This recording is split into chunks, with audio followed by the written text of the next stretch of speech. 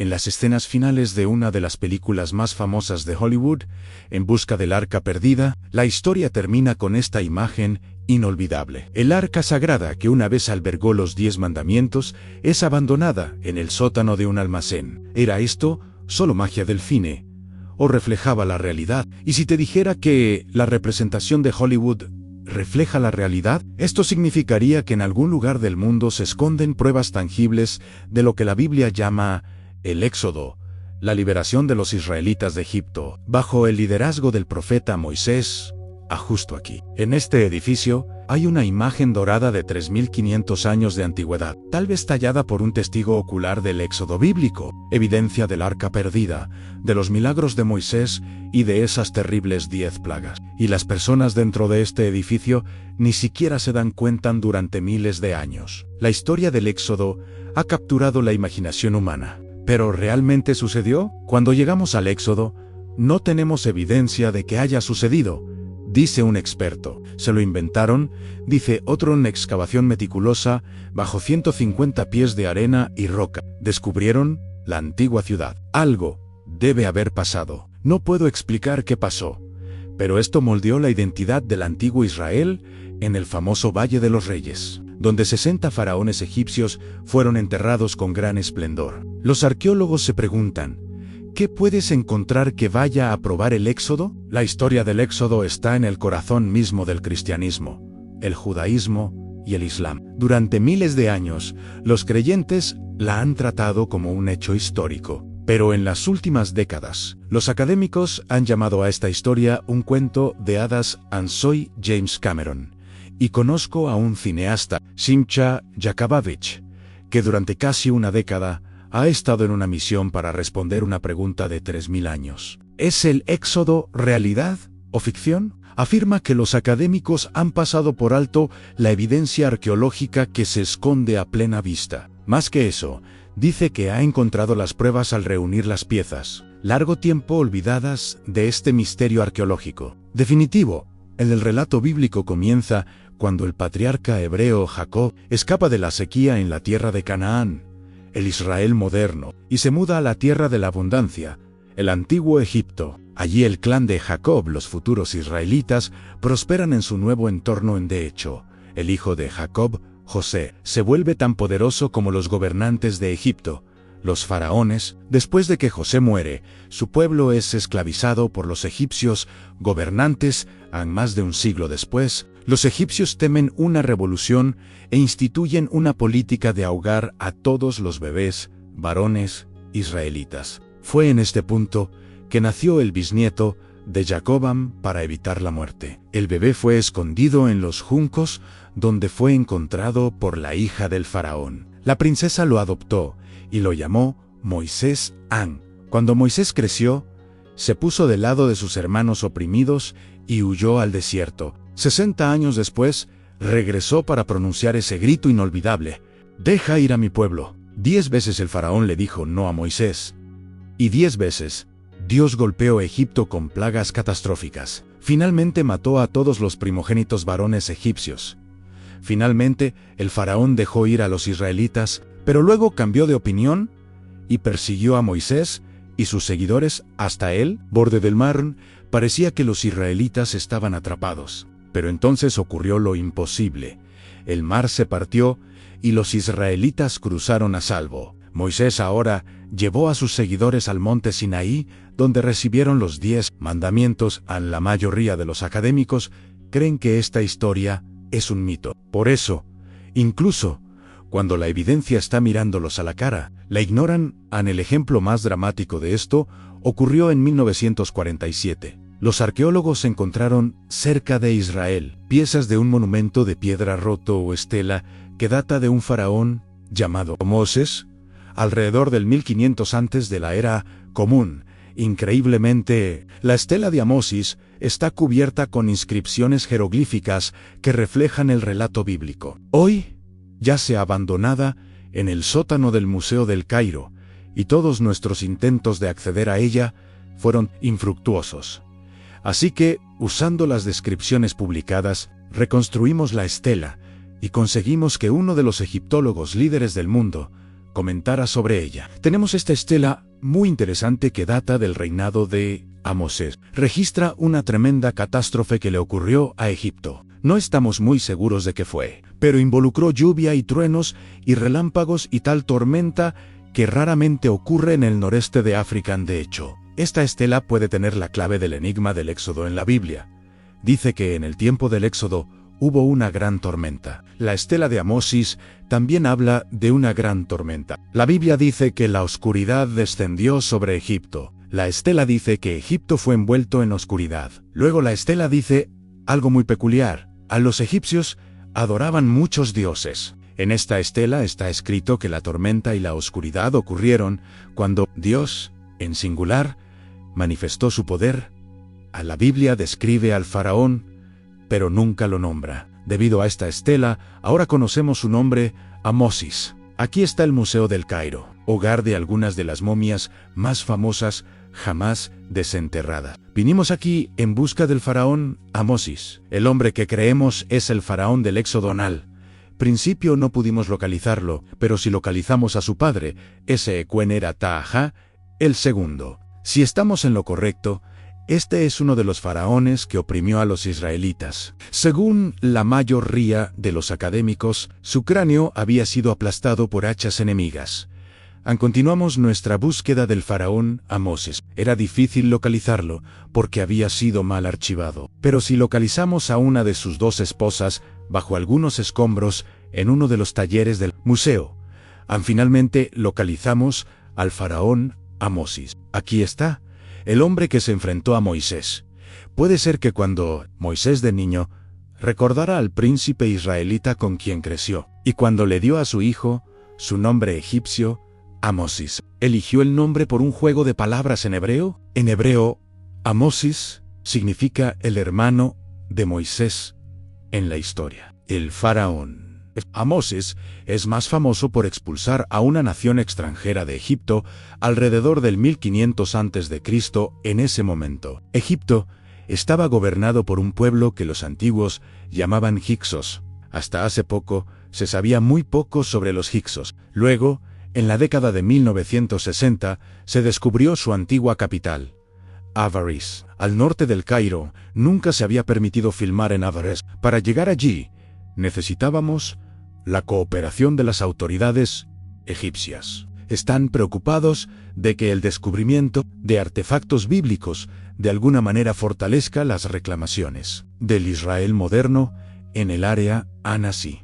Que no mencionamos a Moisés y enfatizamos que estábamos interesados en el faraón Amosis y los hicsos que expulsó de Egipto. Después de meses de negociaciones, finalmente nos dieron permisos para filmar en Avaris. Aquí está Avaris, una ciudad amurallada, dominada por palacios. Hace 3500 años, estaba rodeada por ramas del Nilo. Avaris fue descubierta por el profesor Manfred Wittak de la Universidad de Viena.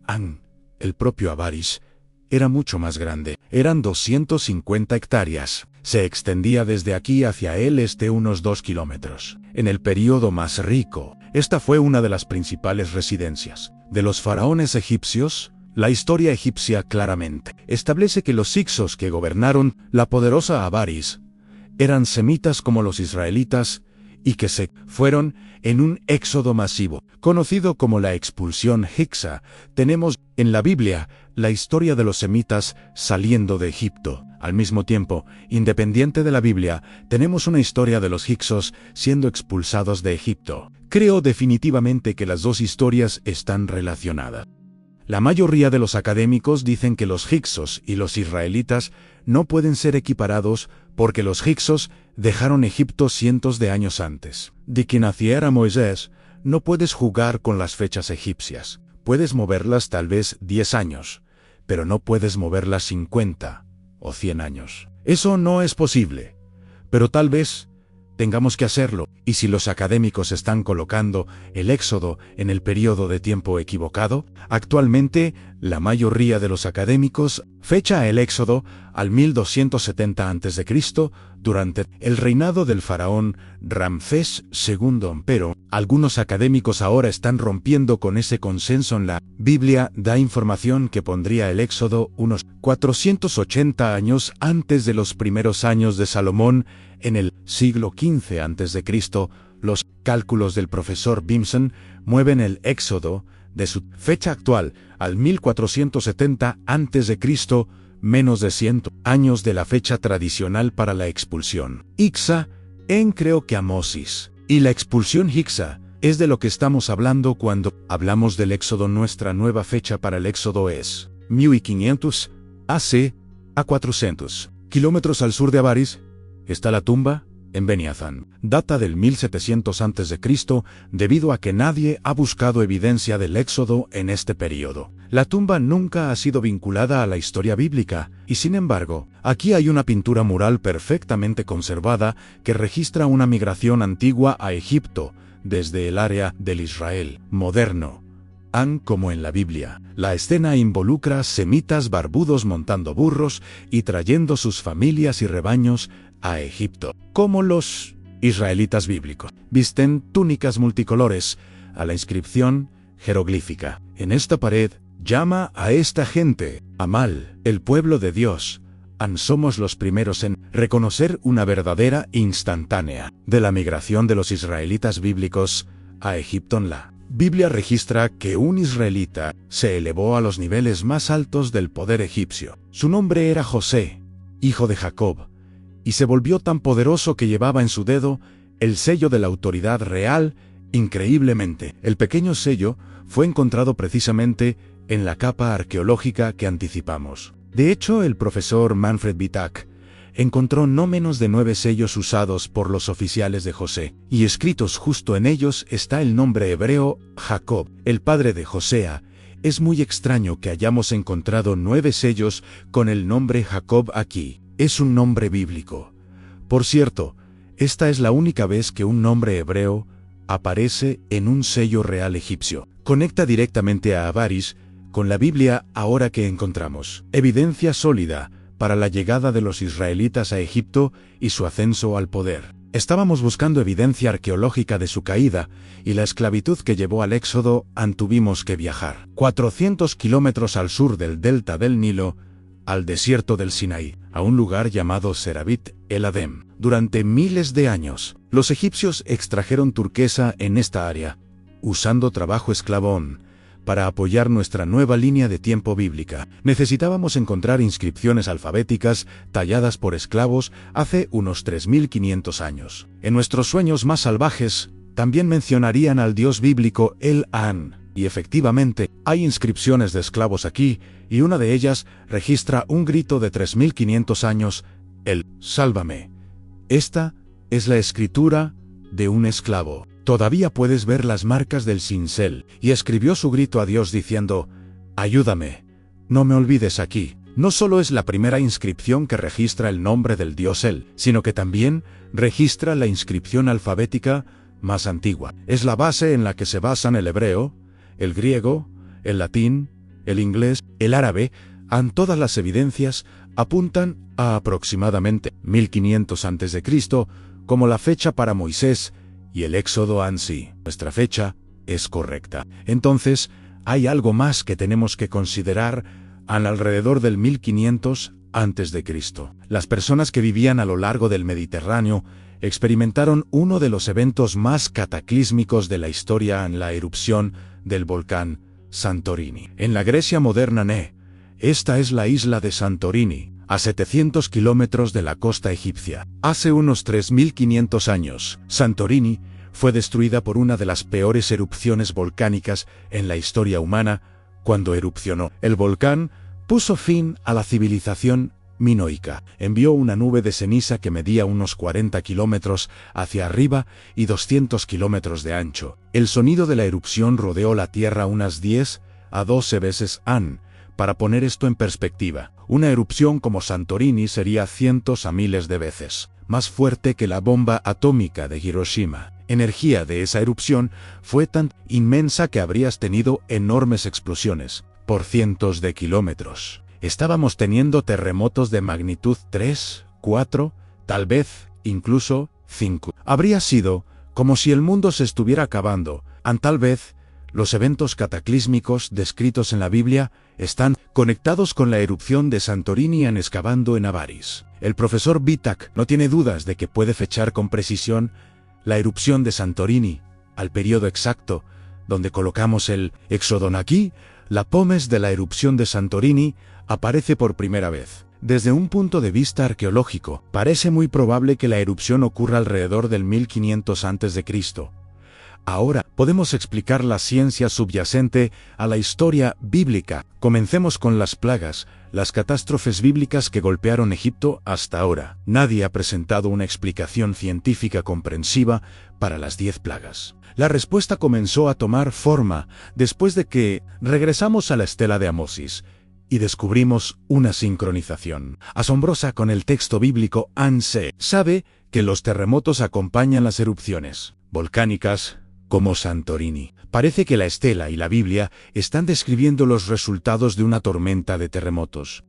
Los terremotos pueden explicar cómo Moisés convirtió las aguas del Nilo en sangre cuando desencadenan fugas de gas en 1984 en el lago Monaun y en 1986 en el lago Níos. Ambos en Camerún. Las aguas dulces del lago se volvieron repentinamente de color rojo sangre. Lo que estaba sucediendo era que las aguas del fondo contenían concentraciones muy altas de hierro disuelto, y cuando se mezcló hasta la superficie, entró en contacto con el oxígeno y formó hidróxido de hierro, esencialmente óxido ANSI. El Nilo se volvió rojo sangre como resultado de una fuga de gas. Entonces, la cadena de eventos descrita en la Biblia habría sido puesta en movimiento. Lo primero que pasa es que el agua se vuelve desprovista de oxígeno, y todas las cosas vivas en ella mueren. Los peces flotan pudriéndose al sol. Las únicas cosas que no mueren son las ranas. Pueden saltar y salir a la plaga bíblica número 2 es una infestación de ranas en la falta de agua limpia. Luego lleva a piojos, moscas y epidemias bacterianas. La plaga número 3 son los piojos, la 4 las moscas, la 5 una epidemia. La 6 forúnculos. En el desastre de 1986 del lago Niáos, las personas desarrollaron extraños forúnculos. El dióxido de carbono redujo la circulación a la piel, causando el tipo de forúnculos descritos en la Biblia.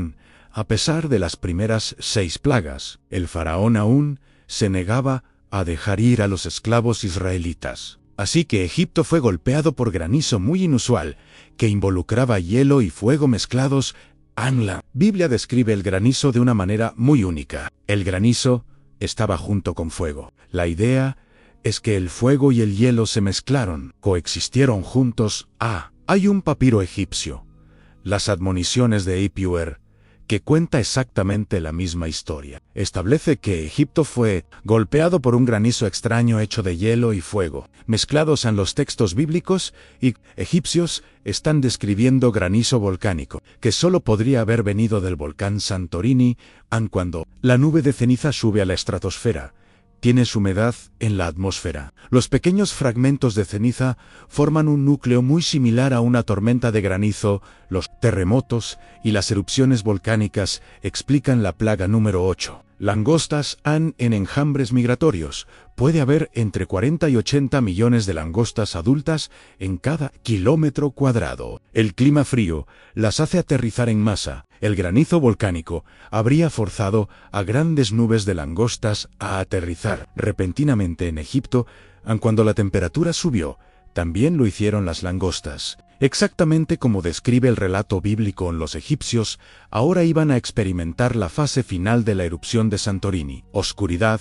Cuando llegó la erupción final, creó una nube de ceniza de casi 40 kilómetros de arriba a abajo y 200 kilómetros de ancho. Cuando las nubes de ceniza alcanzaron el delta del Nilo, envolvió a los egipcios en lo que la Biblia llama una oscuridad palpable. En cuestión de unos pocos minutos, están sumergidos en un mundo negro. La ceniza está cayendo. No pueden ver, no pueden respirar bien. El sol ha desaparecido. El descubrimiento de pomes de Santorini en Avares prueba la llegada de la nube de ceniza en Egipto. La plaga final tuvo lugar a medianoche. Mientras los israelitas estaban en el ritual de Pascua, los egipcios dormían. Y entonces sucedió, todos los varones primogénitos egipcios murieron. En este punto, las fugas de gas que pusieron en marcha la cadena de plagas finalmente erupcionarían. El dióxido de carbono se filtraría a la superficie y, siendo más pesado que el aire, mataría a los animales y personas durmientes. Esto sucedió exactamente de la misma manera en 1986 en el lago Níos, Camerún. En la noche fatídica del 2 el 1 de agosto, los aldeanos se fueron a dormir. El gas se elevó como un monstruo alienígena emergiendo del agua, sofocando todo a su paso. Al día siguiente, encontraron a unas 1.800 personas muertas. Era humus. 56, pero 53 murieron. Los varones primogénitos egipcios tenían una posición privilegiada. Dormían en camas egipcias, bajas al suelo, mientras sus hermanos dormían en azoteas y cobertizos. Los israelitas sentados en su primera comida de Pascua no sintieron nada, mientras que el gas sofocó a los varones egipcios privilegiados. El profesor Manfred Bettak ha encontrado fosas comunes que datan de nuestro periodo del Éxodo. En la fosa común que encontró solo tiene varones. Son todas víctimas masculinas. La gente moría en sucesión rápida y los individuos solo fueron arrojados al pozo. Buscando en el Museo del Cairo, encontramos al hijo de Amosis. El príncipe había muerto joven. Solo tenía 12 años. Por primera vez, podemos poner una cara y un nombre a una víctima de las plagas bíblicas. Parece que la Biblia, la geología y la arqueología están contando la misma historia. Después de la muerte de los primogénitos varones egipcios, el faraón dejó ir a los israelitas. Luego cambió de opinión y los persiguió, encontrándolos atrapados en las orillas de un mar.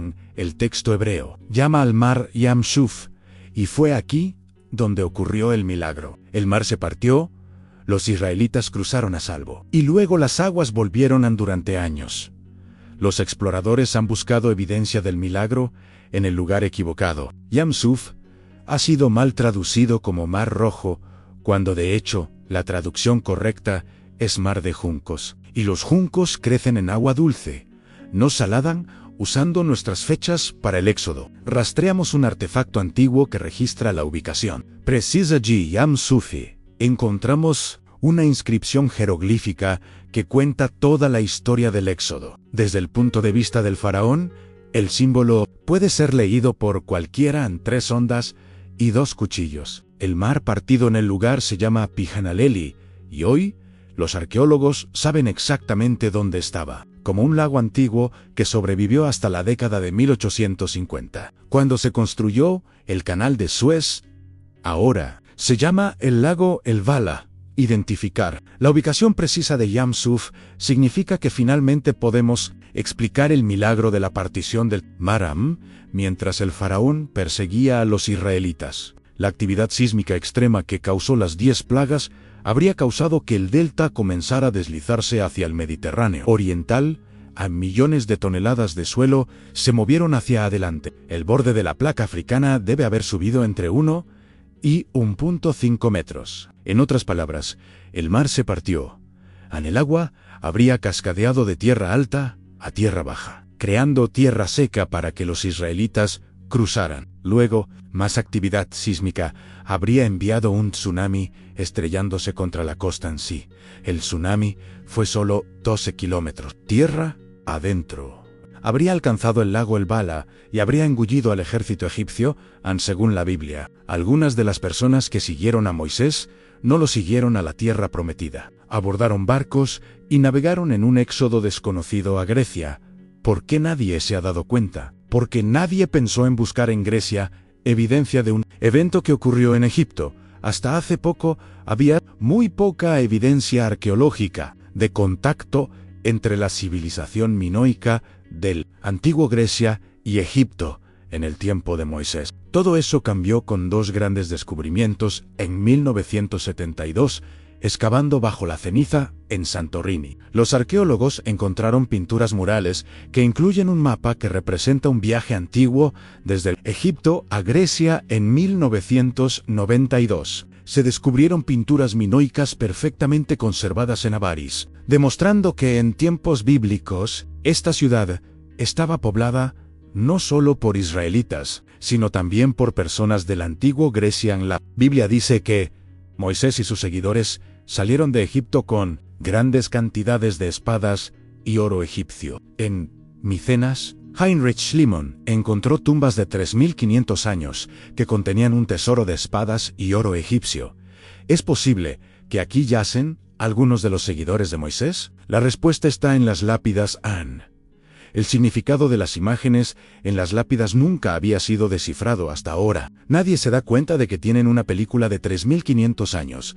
3 cuadros de la partición del mar en primer cuadro. Ves ondas arriba y ondas abajo. Literalmente ves la partición del mar y este tipo está en un carro persiguiendo a Moisés en segundo cuadro. El agua se está reuniendo en remolinos. Este hombre se ha volteado. Está ocupando terreno más alto. Hay muros de agua viniendo. En tercer cuadro ves a este tipo siendo volcado. El agua los está engullendo. Los caballos están patas arriba. Aquí tenemos literalmente tallado en piedra un relato visual del relato bíblico que data del mismísimo tiempo de Moisés y el Éxodo. Durante miles de años, los aventureros han intentado encontrar la montaña elusiva y siempre han terminado en el lugar equivocado. El monte Sinaí más popular está en el sitio de un monasterio cristiano del siglo III. Solo hay un problema: no se ajusta a un solo criterio bíblico. Está muy lejos de las principales rutas. No hay una meseta que pudiera haber acomodado a cientos de miles de israelitas. Y apenas hay agua para sostener personas. La Biblia proporciona 3 coordenadas para el monte Sinaí en 14 días de viaje, desde El Alim, 210 kilómetros. Dentro del territorio madianita 45 kilómetros, desde Tim 11 días de viaje, desde Cades Barnea 165 kilómetros. Estas 3 coordenadas se encuentran en un área muy pequeña. En esta área solo hay una montaña rodeada de santuarios antiguos. Jebel Hashim, el Tarif. Esta montaña se ajusta perfectamente a todos los criterios. Está rodeada por una meseta enorme, es fácilmente accesible y está rodeada por la mayor concentración de santuarios al aire libre del desierto. Regresamos sin equipo y armados, solo con una pequeña cámara. Tuvimos que subir a la cima en busca de evidencia.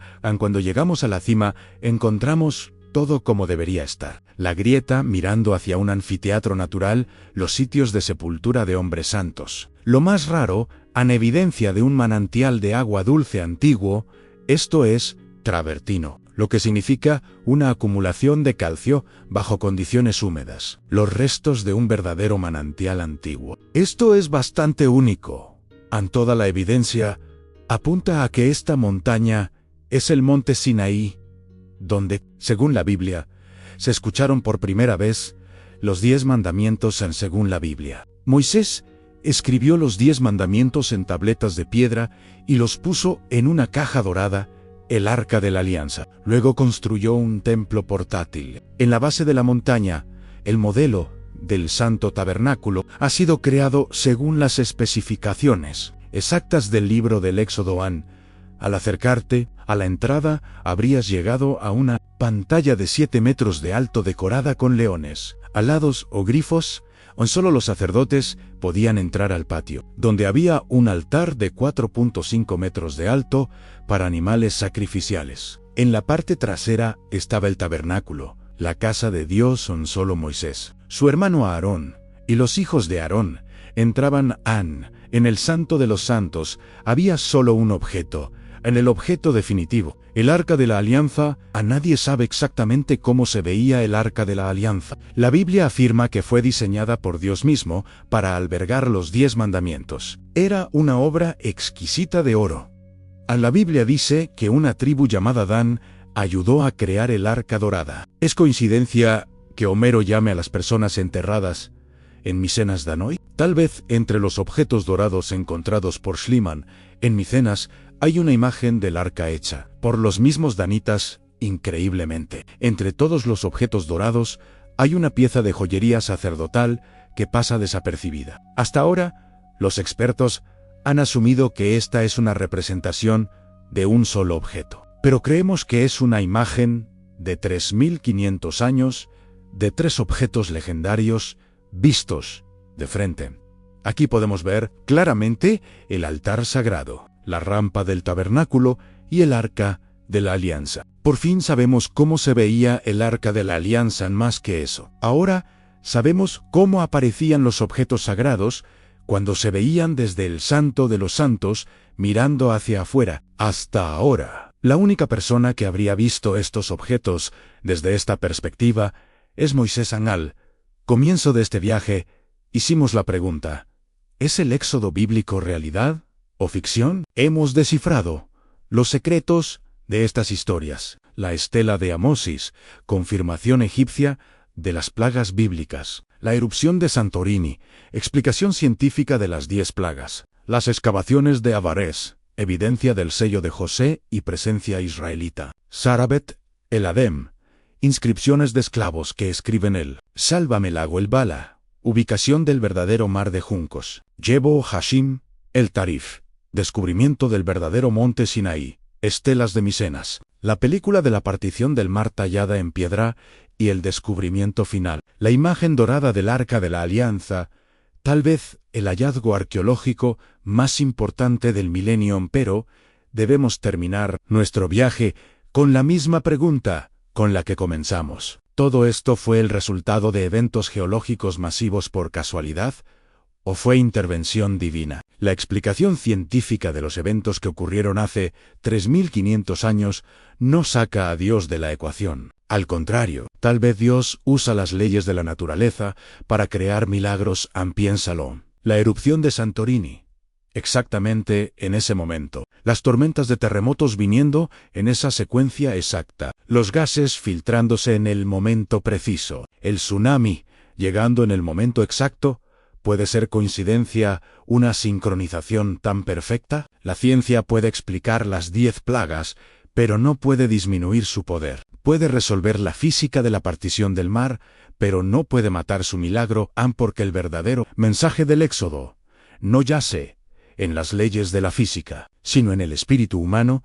Ninguna cadena es tan fuerte que no pueda romperse. Ningún muro es tan alto que no pueda escalarse. Ningún mar es tan profundo que no pueda partirse. La noche que 600.000 esclavos marcharon hacia la libertad, no solo se liberaron los israelitas, la historia humana cambió para siempre. La representación de Hollywood no estaba tan equivocada, pero el arca perdida sigue perdida, ¿o no? Tal vez el verdadero tesoro es la historia misma, el mensaje que sigue siendo poderoso 3500 años después, incluso en los momentos más oscuros. Los milagros más grandes pueden ocurrir, ya sean los 40 años de Moisés en el desierto o las luchas de hoy. El éxodo continúa hoy en el sótano del Museo del Cairo. La estela de Amosis espera. Nadie la mira, pero es el testigo silencioso del milagro más grande de la historia humana.